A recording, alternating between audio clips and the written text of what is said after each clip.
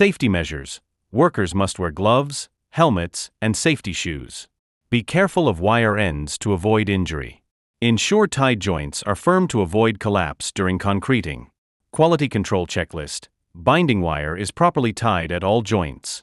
No loose tie. Wire ends are properly bent or cut. Proper spacing and cover blocks are maintained. Rebars are rust-free and clean. Check alignment. After tying, ensure all bars are in their proper position. Ensure no displacement while workers move or walk over them. Preparation. Check the structural drawing. Cut and bend rebars as per bar bending schedule, BBS. Place rebars in position with required spacing and cover blocks. 2. Positioning. Les mains barren distribuent. Binding. Take a suitable length of binding wire, typically 300 to 400 millimeters.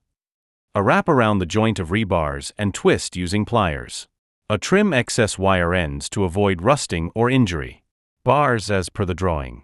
Use cover blocks to maintain concrete cover, 20 to 75 millimeters depending on structural member.